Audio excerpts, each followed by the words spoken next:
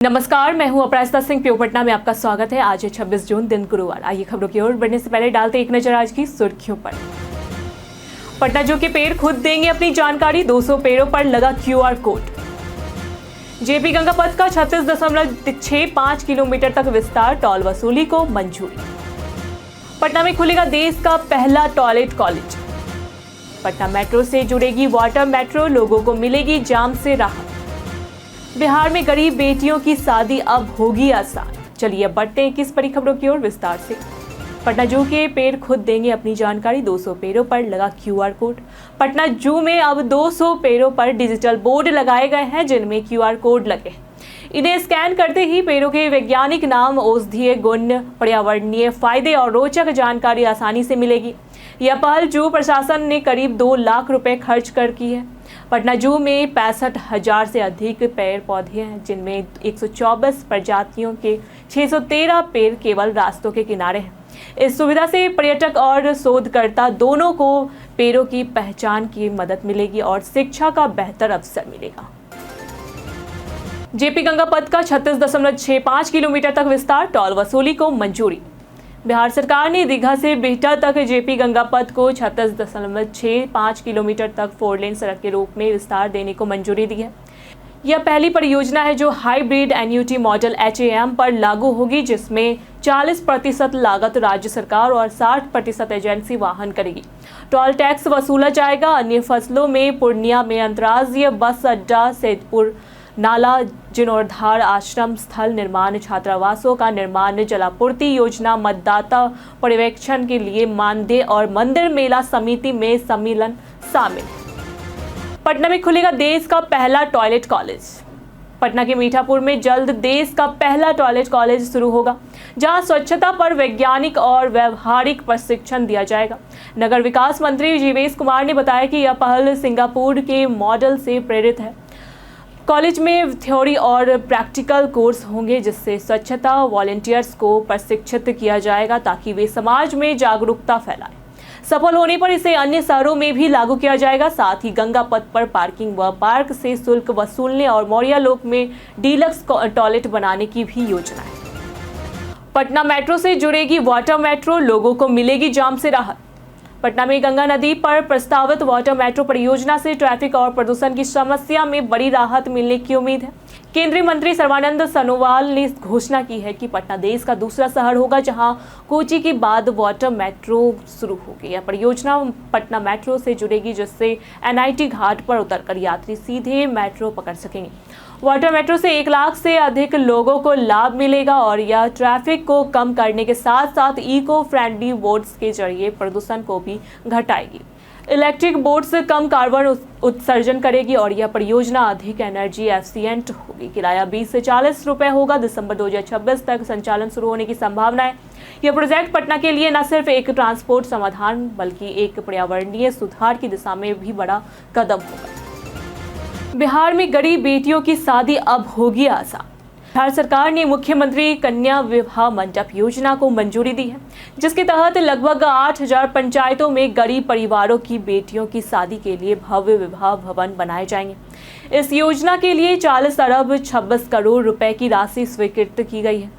इन भवनों में hall, kitchen, बिजली, पानी, शौचालय जैसी सुविधाएं होगी, जिससे ग्रामीण लोग महंगे आयोजन से बचेंगे। इन भवनों का संचालन जीविका महिला समूहों द्वारा किया जाएगा, जिससे महिलाओं को रोजगार मिलेगा। यह योजना गरीब परिवारों की शादी को सुलभ और गरिमापूर्ण बनाने के साथ महिला सशक्तिकरण को भी बढ़ावा देगी।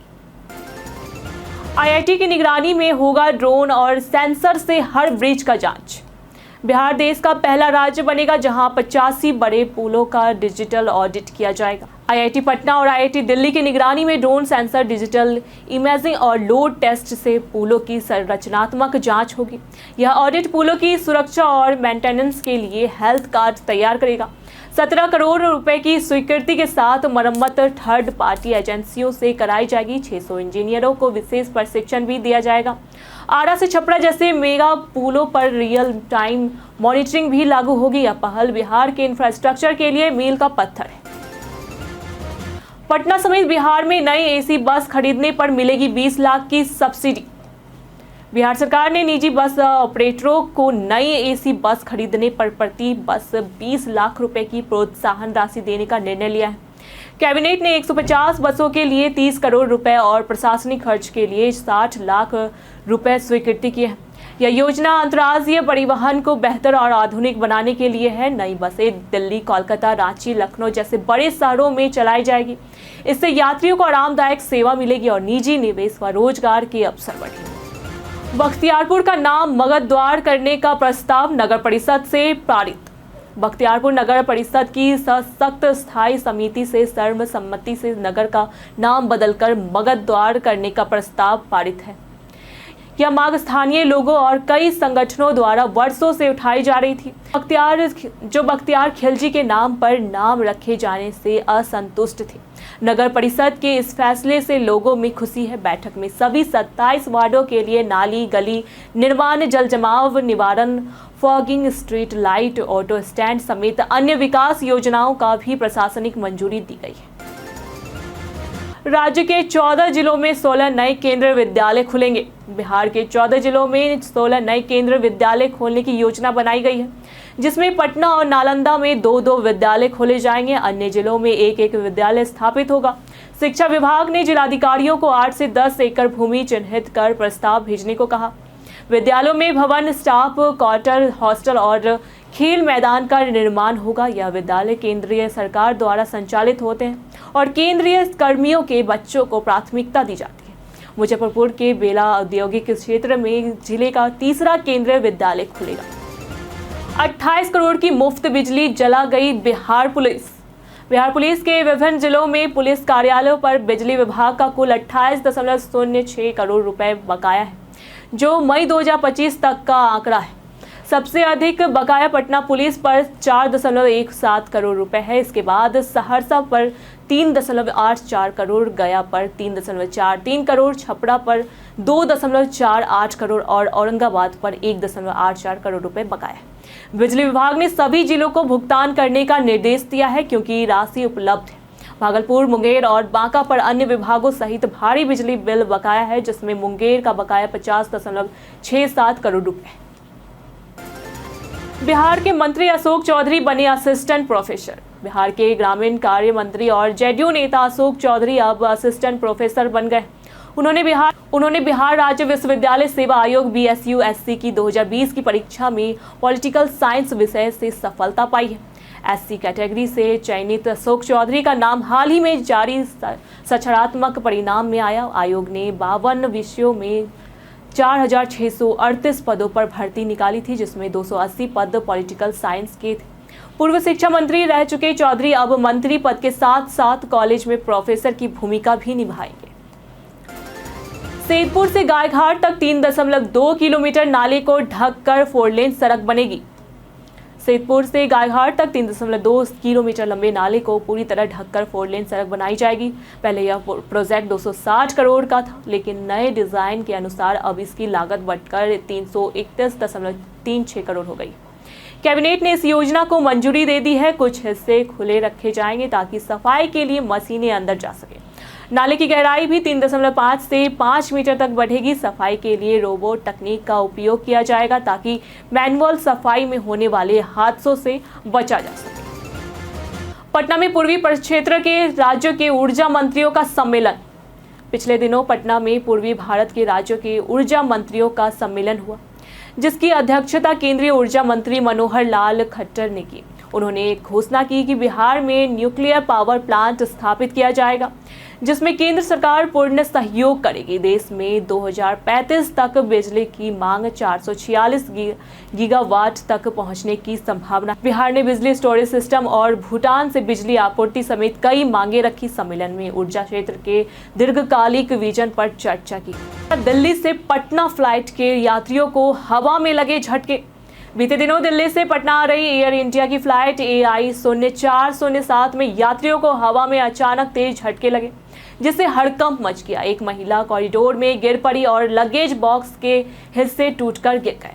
यह घटना तब हुई जब यात्रियों को शौचालय जाने और जलपान की अनुमति दी जा चुकी थी।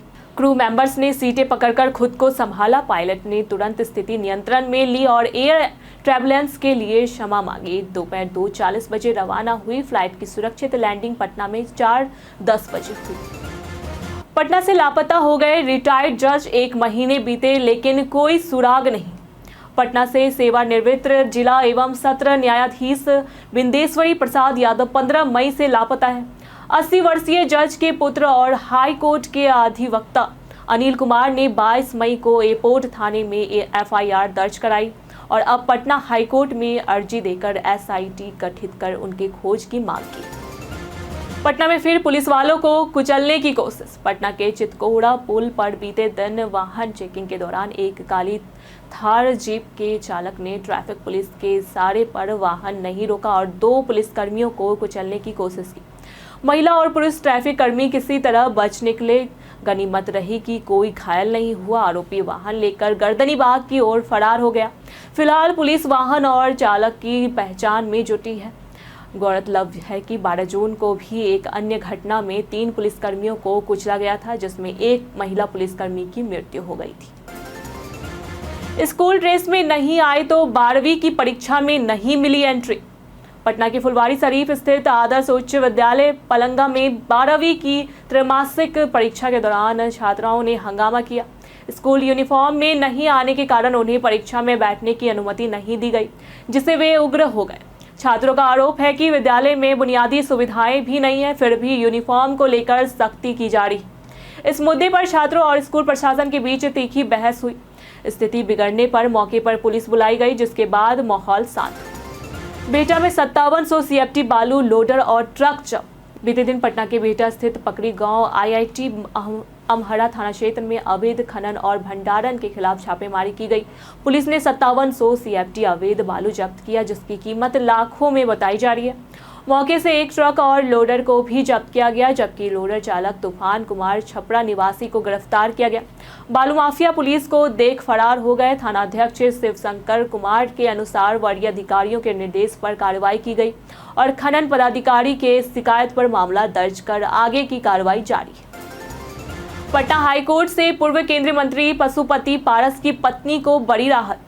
पटना हाईकोर्ट ने पूर्व केंद्रीय मंत्री पशुपति पारस की पत्नी सुनैना देवी और शोभा देवी के खिलाफ दर्ज आपराधिक मामले की आगे की कार्रवाई पर रोक लगा दी है। यह मामला रामविलास पासवान की तलाकशुदा पत्नी राजकुमारी देवी द्वारा दर्ज कराया गया था, जिसमें आरोप था कि उनका सामान फेंका गया और कमरे में ताला लगाया गया। कोर्ट को बताया गया कि 1981 में तलाक हो चुका था और सूचक का घर या संपत्ति पर कोई दावा नहीं बनता। कोर्ट ने प्राथमिकी की वैधता पर संदेह जताते हुए सूचक को नोटिस भेजा। पटना समेत पूरे बिहार में अब घर घर जाकर होगा वोटर्स लिस्ट का वेरिफिकेशन। भारत निर्वाचन आयोग ने पटना समेत पूरे बिहार में 22 साल बाद विशेष गहन मतदाता सूची पुनरीक्षण अभियान की घोषणा की है। जुलाई से BLO घर घर जाकर मतदाताओं का सत्यापन करेंगे और 30 सितंबर को अंतिम सूची प्रकाशित होगी। अभियान का उद्देश्य सभी पात्र नागरिकों को सूची में शामिल करना और फर्जी या अयोग्य नाम हटाना है। दस्तावेजों की गोपनीयता सुरक्षित रहेगी और पारदर्शिता सुनिश्चित की जाएगी। BLA की भागीदारी और जागरूकता मंदों के लिए संवेद सेवक की व्यवस्था भी की जाएगी। यह कदम चुनावी प्रक्रिया को निष्पक्ष बनाने की दिशा में है। बिहार में इंटर पास छात्राओं को मिलेगी छात्रवृत्ति, जानिए किसे मिलेगा लाभ। बिहार बोर्ड ने प्रधानमंत्री छात्रवृत्ति योजना PMUSPCSSS के तहत इंटरमीडिएट परीक्षा 2025 में टॉप 20 परसेंटाइल में आने वाले छात्रों के लिए छात्रवृत्ति की घोषणा की है। पात्र छात्र कॉलेज या विश्वविद्यालय सत्र की पढ़ाई के लिए राष्ट्रीय छात्रवृत्ति पोर्टल www.scholarships.gov.in के माध्यम से आवेदन कर सकते हैं। अभ्यर्थी का नाम बोर्ड द्वारा जारी सूची में होना चाहिए और उसकी पारिवारिक वार्षिक आय 4.5 लाख रुपए से अधिक नहीं होनी चाहिए। आवेदन की अंतिम तिथि के बाद कोई आवेदन स्वीकार नहीं होगा। चयनित छात्रों को राशि सीधे बैंक खाते में मिलेगी। पटना में आज मौसम का मिजाज कैसा रहेगा। पटना में 26 जून आज अधिकतम तापमान पटना का 34 डिग्री सेल्सियस और न्यूनतम तापमान 26 डिग्री सेल्सियस के आसपास रहने की संभावना है। सुबह से ही आसमान में हल्के बादल छाए रहेंगे और उमस बनी रह सकती है। दोपहर बाद मौसम सुहाना हो सकता है और कहीं कहीं हल्की बारिश के आसार हैं। मौसम विभाग के अनुसार शाम के समय बूंदाबूंदी या रुक रुक कर हल्की बारिश हो सकती है, जिससे लोगों को गर्मी से राहत मिलेगी। नागरिकों को सलाह दी गई है कि वे बाहर निकलते समय छाता या रेनकोट साथ रखें। बीते दिनों जिन्होंने हमारे वीडियो पे लाइक और कमेंट किए थे उनके नाम है अनूप मास्टरमाइंड, स्वास्थ्य कुमार, संजीव कुमार, विनय कुमार, बबलू कुमार, मुकेश कुमार, मनोज दास और विकास कुमार शर्मा। इसी के साथ बढ़ते आज के सवाल की ओर। पटना जू में पेड़ों पर लगाए गए QR कोड के बारे में आपकी क्या राय है? क्या इससे लोगों में पेड़ों के प्रति जागरूकता बढ़ेगी? आप अपना जवाब हमें हमारे कमेंट सेक्शन में लिखकर जरूर बताएं। आज के लिए फिलहाल इतना ही। पटना की तमाम खबरों के साथ बने रहने के लिए देखते रहे प्योर पटना। साथ ही अगर आप YouTube चैनल पर देख रहे हैं तो चैनल को सब्सक्राइब करें। अगर आप Facebook पेज पर देख रहे हैं तो लाइक और फॉलो करें।